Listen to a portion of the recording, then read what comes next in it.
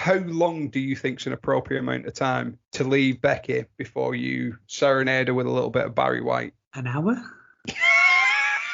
I mean, you do know that if she goes to hospital, she's likely still going to be in hospital an hour after having the baby. I'm fine. No, I'm joking. I'm joking. Hi, I'm Matt. I'm a 30-something with a 4-year-old stepdaughter and a pregnant fiance. And I'm Daniel. I'm a 30-something and I've had kids for a while, ranging from toddlers to teens.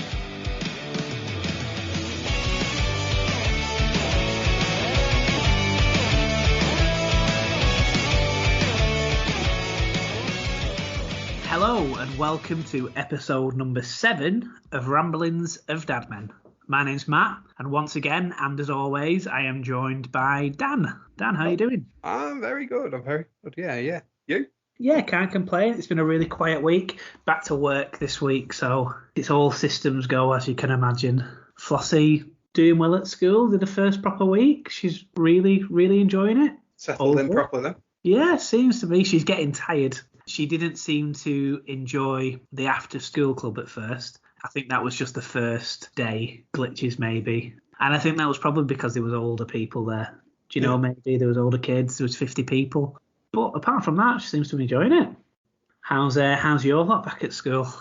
Yeah, no, they're good. They're enjoying it, settled back in. George has won an award for using a simile in some of her English within the first couple of days of being back. And the teacher's given her a reward because apparently in year 2, you know what similes are. I didn't learn them until a couple of years ago. I remember doing them in English at school, but I was 100% in secondary school when we started talking about similes and metaphors. Yeah, she's really good at them. She's coming out with a building as big as a mountain. Wow. She'll be writing Shakespeare next. Yeah, maybe. How's your week been? All right, yeah. We made brownies. You sort of inspired us. So we've made some brownies ourselves, which were extremely tasty, and I've eaten most of them. Did Georgie get as messy as Floss? No, but we had fun doing it, to be fair. Put all the ingredients in. She likes mixing, likes licking the spoon. I didn't tip her in. I learned from your mistakes. Yeah. I made a little Instagram reel of it, which did quite well. Apparently, I'm an Instagrammer now, I think. I don't know. I have not got a clue what I'm doing. I'm completely fluking it. It's quite addictive, isn't it? I mean, I'm obviously just from our Instagram, Ramblings of Dadmen. Please give us a follow. But it is quite addictive, isn't it, considering I've never done it before? When you get a notification, you're oh, hello, who's followed us? Oh, that's good. Hello, what do they do? We also went to Blackpool Illuminations, which, for those who are not from the northwest of the United Kingdom, is pretty much something that, you know, when you're a child, you do as an annual experience. You visit Blackpool Illuminations, not to be confused with the Northern Lights, Rebecca. That's another story altogether. But yeah, no, we went there. So it's effectively just a load of Christmas lights that are put up, turned on in September. And I apologise now for using the Christmas word. But they run from September to November, and it's a seasonal thing. We went there, walked along there, took the dog, some donuts, and got the annual tick box done. Yeah, it really is a staple for kids. I remember doing that when I was young. I was mesmerised it when I was young. Not so much now. It's usually stressed out by the traffic. Yeah, I suppose that's the dad in me now, where I'm sort of not panicking, but like whenever we decide that we're going to go, we're going to factor it in. What time are we going? Let's plan the traffic. What time are we going to be setting back off? Don't want to get caught in any traffic. You've got to find the route without traffic, even if it means travelling an extra 2 miles in the wrong direction. Oh, God, I'm the same for that one. I would happily drive 10 miles out my way just to drive. Yeah, I've done it many times. What week are we on now? What week, not the episode, what week are you on? Well, just before I go into that, today we've made flapjacks, so maybe you've got another challenge for next week to make flapjacks. Flapjacks? Yeah, pretty nice. It actually is quite funny because Flossie, as obviously all kids have school dinners now, don't they, at the minute? So Flossie had a school dinner. She was liking a dinner, but she got a dessert, and she couldn't describe her dessert. She'd never had flapjacks before. She was like, I had this really sweet OT square that was sticky and sweet. I'm like, what are you talking about? And anyway, it's Becky that managed to figure out, you mean, are you talking about a flapjack? And she was like, yes, a flapjack. It was lovely. So She had that for the first time. She must have been deprived. We're really sorry. Must be bad people. But yeah, we decided to make them today, and she's enjoyed that. So that's your challenge with Georgie for next week. Oh, nice. Okay. All right. I'll try that. Yeah, so we are week 29 of the pregnancy. The baby is the size of a butternut squash and also the weight of a chicken. Butternut squashy chicken. That'd be nice around the dinner table, wouldn't it?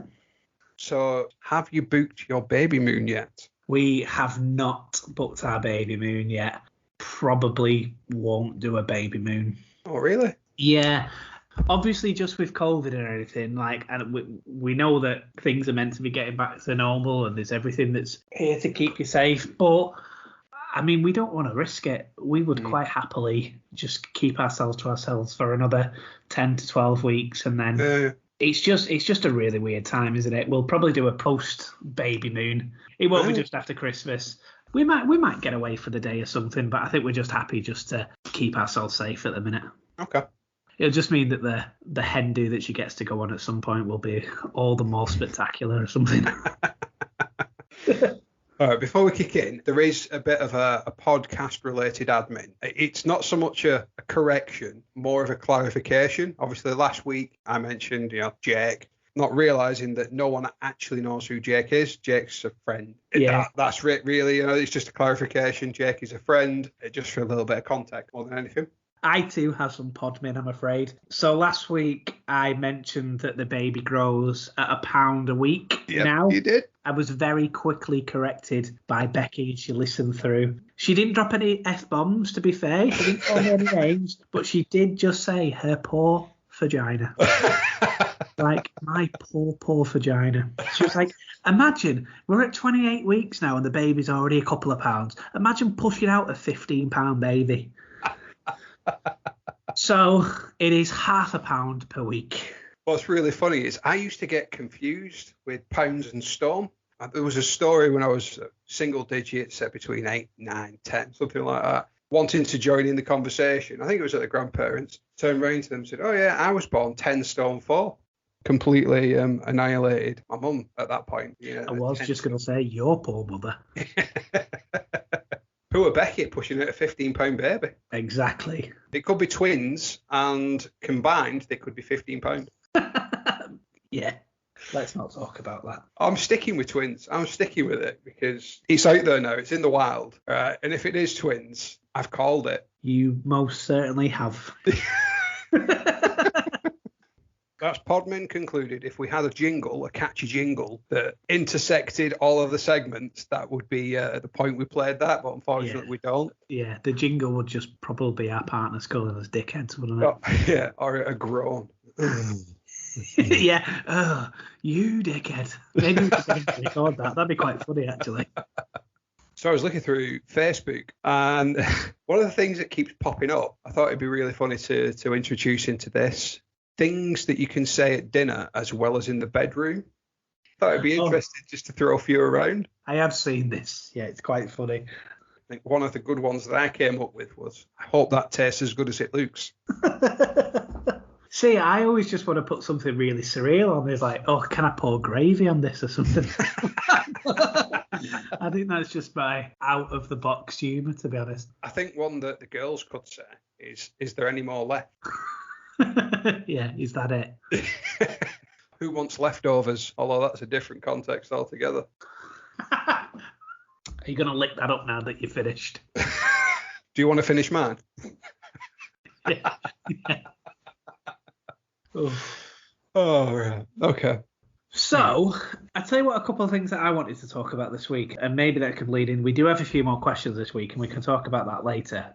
I and Becky were going through Instagram earlier on, and she saw a video from Stacey Solomon, who's massive, and she's pregnant at the minute, and she's only got a couple of weeks due, and she was talking about how she was packing a bag, and she was like, oh, she's only got 2 weeks left, she needs to pack a baby bag. I'm like, 2 weeks? That's like organised, isn't it? And she looked at me as if I was stupid, and she said, no, that's actually really, really late, and you probably need to pack a bag. Yeah. Well in advance, probably from 34 weeks, because at any point you need to go to the hospital. And she said, you just need to get the bag and go, which I didn't even think about. What did you do that? Because we're obviously a few weeks away from that now. So when do you have to start getting organised, I guess? I mean, it depends how organised you are, and I know the answer for you. Yeah. So the level of organisation at our house, sometimes and I've mentioned Christmas once, so I can get away with this, but sometimes we've started Christmas shopping in July. Wow. That's how prepared we have been previously. Other years we've left it till sort of November, December when the normal people do Christmas shopping. For the baby bag, I think we did that about the 32, 34 weeks thing, and it was just all the essentials. Some newborn nappies, but then maybe you've got twins, so pack twice as many. Maybe some of the next size up. So you want a bit of everything in the nappies. You want baby grows, obviously the first outfit from when the baby's born. It's usually a newborn size, but maybe you've got a 15-pound baby and it's a little bit bigger. So yeah, so you maybe don't need necessarily newborn. You need that 0 to 3 months. A couple of different sizes. I mean, naturally you'll be stockpiling baby clothes, baby vests, baby grows, things like that over the coming weeks and whatnot. So I'd probably suggest taking a couple of different sizes just to be on the safe side. Again, preparation. But anything you can think you might need. A baby hat, because obviously it's been tucked up nice and warm for the last 9 months, cooking away, and then it comes out into this big scary world that is actually considerably colder, especially around December time. It's going to be considerably colder. So everything you've got, all those cellular blankets, bit of everything really, and then naturally don't forget mum. Well, this brings me on to a very interesting point, because what does mum need?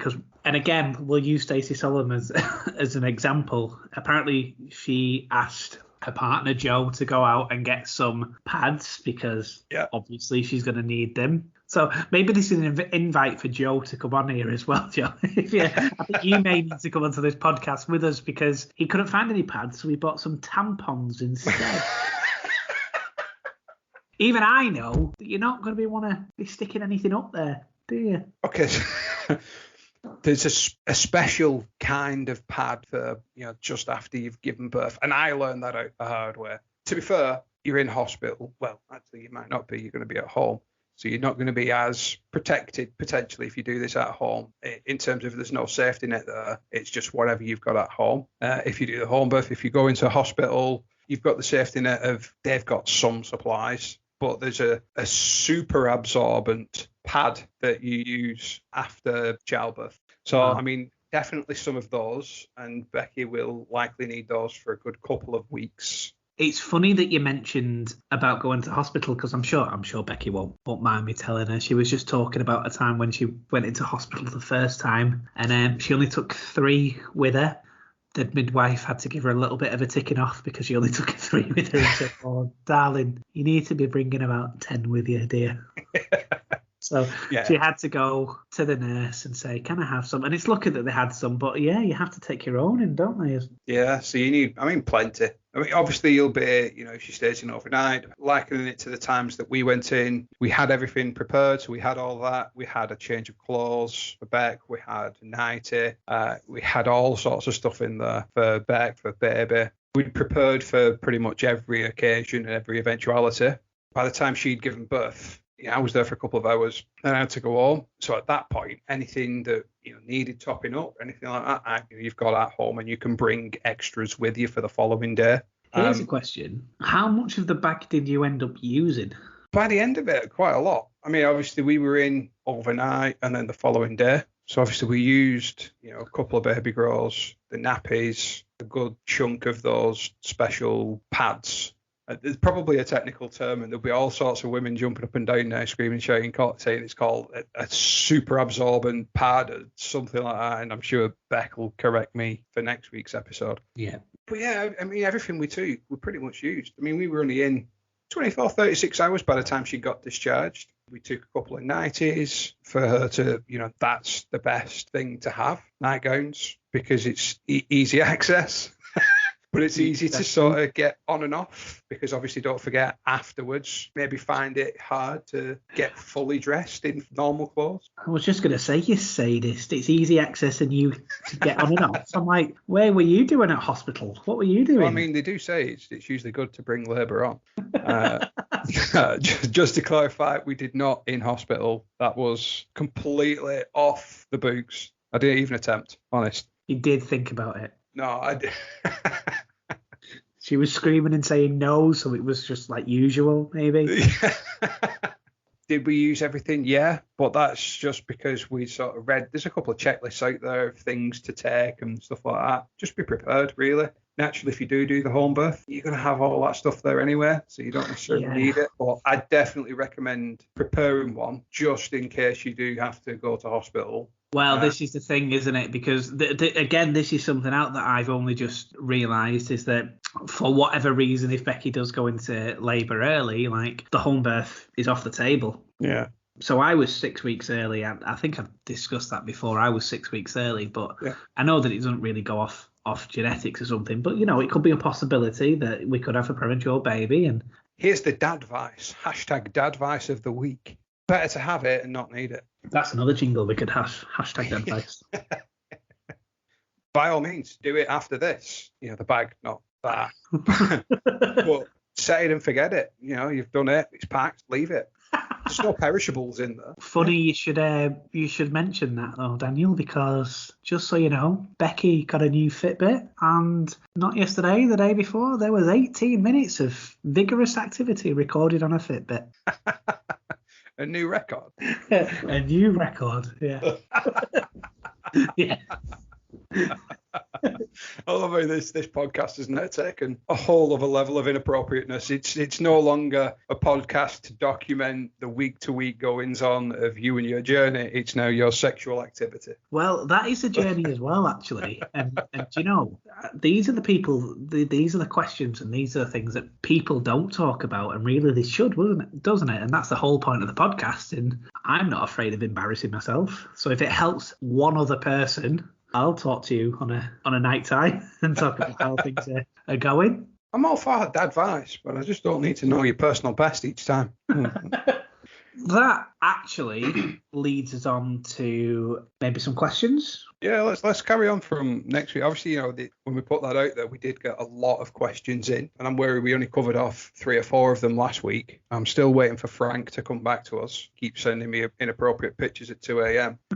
Yeah, let's run through a few more questions. I mean, this one's probably more appropriate for you anyway to answer. The first question was anonymous, as you put so kindly last week. There's no name next to this one. It was setting up a baby room, what you need. But I think for you, what have you got so far? Well, we discussed this, I think, a couple of episodes in, that we're currently not going to have a baby room. But I'll tell you what we do have. We're in our bedroom, we have quite a large bedroom. It's big. So we've dedicated a corner for the baby. Can I just interject? I mean, anybody who's ever seen... Oh, Christ, Dirty Dancing. Nobody puts baby in a corner. Come on, dad joke of the week. Got to get in it there.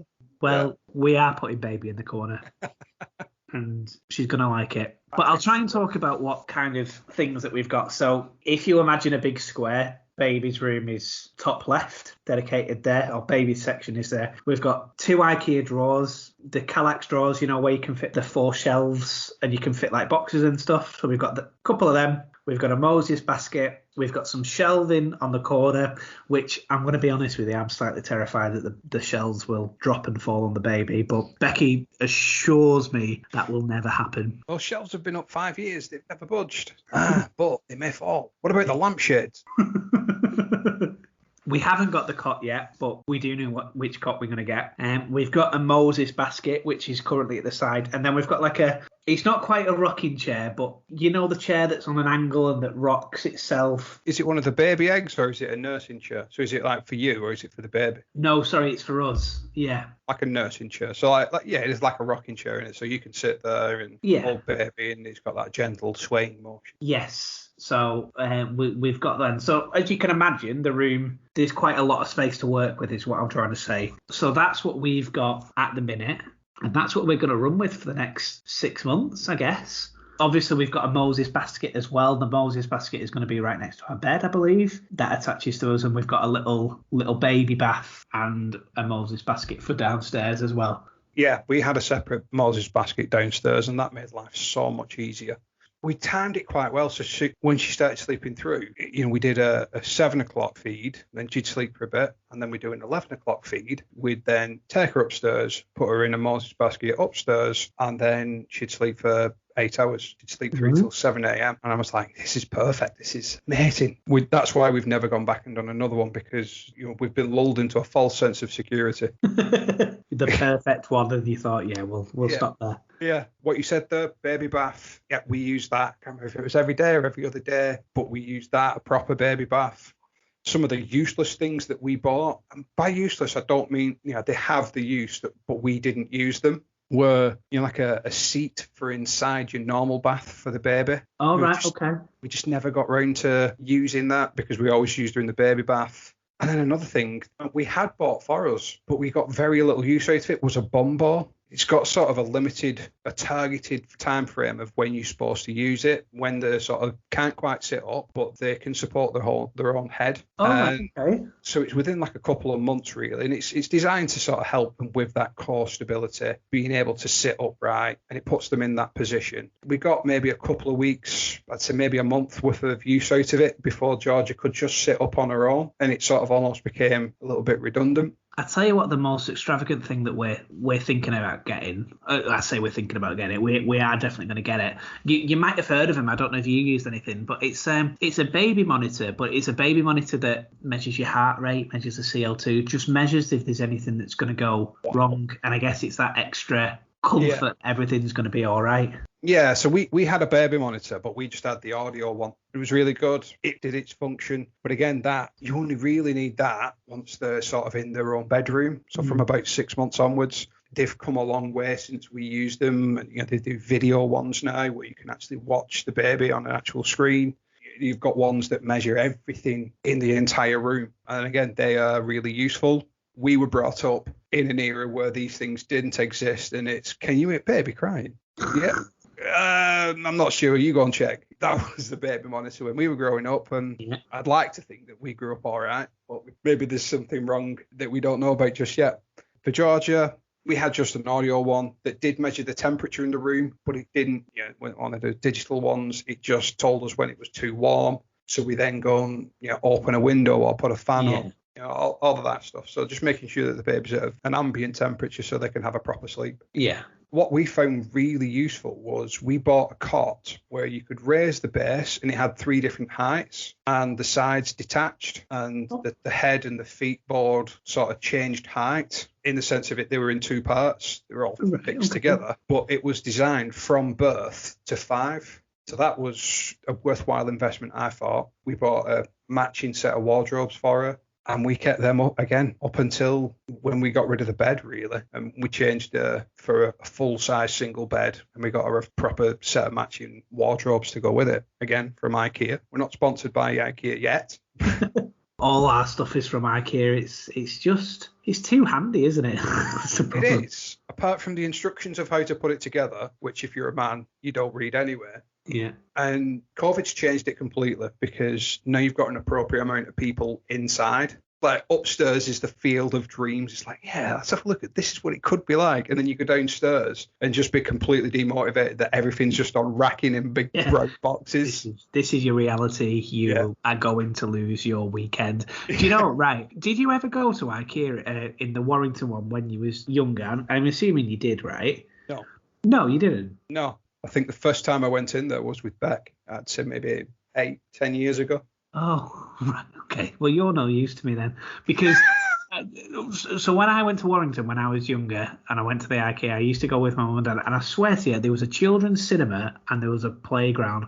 And everyone used to leave the kids in this cinema. And it was like watching Tom and Jerry films and stuff like that. And they'd go do their whole little thing. Becky doesn't remember that, obviously because of the age difference. But I was like, this definitely used to be a thing. And it 100% could not happen anymore. Nah, you've dreamt that. That is not a thing. No way that IKEA had a cinema. It did. Where the toilets are now. Are you sure that wasn't just you go and wait in the toilets? Here's a device that plays something. We'll pick you up when we're finished. I mean, I wouldn't put that past my mum and dad, to be honest. Just you sit in this cubicle. Stay there. We'll pick you up in an hour. Here's some Tom and Jerry. Yeah. Okay. So I mean, that's our setup. Would you suggest that there's anything that we need to buy? Or, I mean, obviously we need the essentials, but we're talking about the bedroom instead of like we need like bottles or nappies, obviously. But is there anything that you'd suggest that might add that little bit extra? 2 tips, I suppose. A very low light lamp. You obviously don't want to be turning all the lights on in the room because then the baby just thinks that it's time to wake up. Once they're, say, a couple of months old, they associate lots of bright lights with time to be awake. So something that's very low light, and I don't know if you've got that in the room, when you're getting up to do the night feed, you want to keep it as dimly lit. And then what I think really helped us, we had a TV in the bedroom at the time, and we used to go to bed. We'd put the TV on, a random TV channel, and just leave that playing in the background. And that was almost ambient noise. And that helped massively with Georgia and just generic ambient noise during the day. Georgia would be in her Moses basket in the living room, and we could hoover in the living room. She'd sleep through it because she was just used to little bits and pieces of ambient noise. If anyone came around, anyone knocked on the door, it didn't interrupt her sleeping pattern. So I suppose that's probably the other bit of advice is just something, whether it's a radio, whether it's a TV, something that can generate that little bit of white noise just to sort of help. Okay, that's good to know.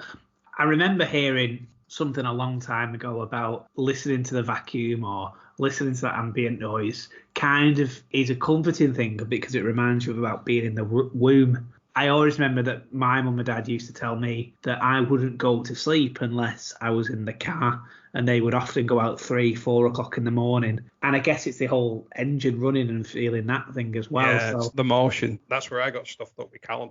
I think up until when he was about 1, I used to have to take him out at night to get him to go to sleep. Oh, really? And it just got longer and longer. Yeah, with Georgia, we didn't really do that. Obviously, she fell asleep in, when we were driving anywhere. But we got her into that pattern, that routine of every 4 hours. And they do say that initially you should wake the baby to feed it, but once they're sleeping through, once they get a couple months old, then it is safe to sort of allow them that don't wake them up for that middle of the night feed. And look, for us that was like just over 7 weeks. Wow. So from 7 weeks onwards, we'd feed her at 11 o'clock, put her to bed, and then we were getting 8 hours solid sleep. You were lucky then, really, weren't you? Yeah, that was down to Beck. She instilled that routine and that pattern, and it played out perfectly, really. Okay. All right, so question 2, again, was an anonymous question, but it's quite simple. What is sex like after baby is born? Wow, okay. Yeah, this is an interesting question. Let's twist this around a bit. Let's get your expectations. What do you think and how fast do you think normal service will resume after baby's born? Obviously, you can come back and review this after baby's born and continue to give us your new personal bests post-baby. How long do you think is an appropriate amount of time to leave Becky before you serenade her with a little bit of Barry White? An hour? I mean, you do know that if she goes to hospital, she's likely still going to be in hospital an hour after having the baby. I'm fine. No, I'm joking. I'm joking. It's such a tough question, that, isn't it? Because you don't want to be rushing the situation, and it takes time when it takes time. I have heard that a lot of people get pregnant straight after having another baby after about 12 weeks. Yeah. So in my head, I think about 12 weeks is when it first starts being possible. I'm not going to say I'm going to be marking the calendar down. That's 12 episodes, right? Yeah. Film these now. Come on, love. Yeah. Am I anywhere, excuse the expression, in the ballpark? There is merit to that. I mean, you're most fertile just after giving birth. So you get almost interviewed with, you get a follow-up appointment with the midwives, with the doctors of, what family planning advice you're going to take on board, what precautions are you going to take so you avoid that fertile period. Again, where a little bit of reality may come in. If Becky just knocks out the twins with ease, then that's probably in line with expectation, maybe a bit sooner. Again, as you say, it's when it's right for Becky. For us, and I suppose for other people that have a little bit more of a, let's just say, severe childbirth, where there is snipping and cutting, FYI, it sounds like cutting bacon fat off with a pair of scissors. But if you have to have something called an episiotomy, which is a little bit of a cut downstairs, then I think that 12 weeks may be a little bit ambitious. it wasn't on the cards for us for at least 6 months, just because it was that painful. Let me just get this straight. An episiotomy is literally them cutting the whole thing open. Like, it's not necessarily cutting it open. That's maybe a bit extensive. We need like a medical advisor on this podcast. From memory, there's 4 different severities. So you can just naturally tear for women when they're giving birth. You know, you're pushing out a 15-pound pair of twins. Unless you've got a 15-pound member, you know, she's not used to that girth. Yeah. So yeah, she could naturally rip. An episiotomy is what you said. It's a snip done by the doctor, by the midwife, to sort of help things along and make enough room for baby to come out. It does go all the way as far as the old Spice Girls song, "When Two Become One." Sorry if anyone's eating the lunch at this point. That, I believe, is the most severe. So the expectation is if there's any form of tear or cut or anything like that, it's naturally the stitches done. And yeah, that 12 weeks definitely goes out the window at that point because stitches need to heal. Yeah, wow.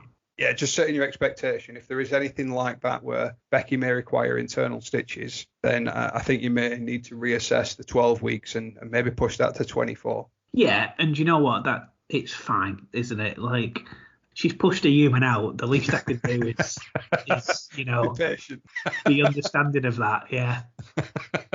In terms of your relationship, again, was there any pressures on that, or how did you work through that? Exactly what you said. It's just understanding. There was the desire on both sides to try. I think that's what I was getting at as well. Was there any times where you were tempted and thought, oh, yeah, hang on, and just where you knew it wasn't going to happen?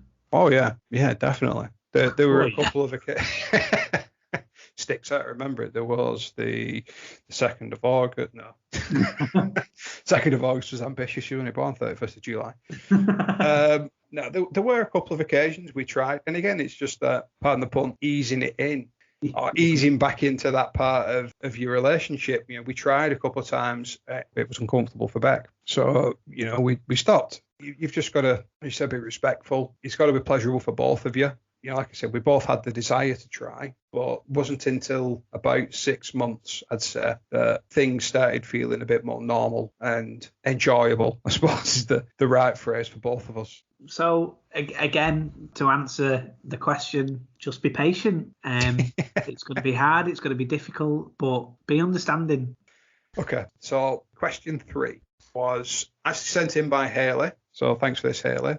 Travel with children, is it doable? I mean, I'm sure you're the best person to take the lead on this one. However, I would be quite interested in this. I know Becky's very nervous about taking 2 kids travelling. To be honest with you, I'm not a very good flyer. I'll go on planes, but I do get anxious going onto them. I don't really like them, and I will avoid going on planes if I can. So effectively, Becky's got to take 3 children away. Well, no, 2 because I said I need to there. Like if you said she wanted to go to Disneyland, I would happily drive there. But yeah, so she effectively would be taking 3 kids with her. Have you done any travelling with the young ones? How have you managed to do it? Especially, I guess, at a younger age as well. It didn't prevent us. So we did a lot of sort of UK holidays, a lot of lodge breaks, things like that. You know, you very fast learn to pack both efficiently and appropriately.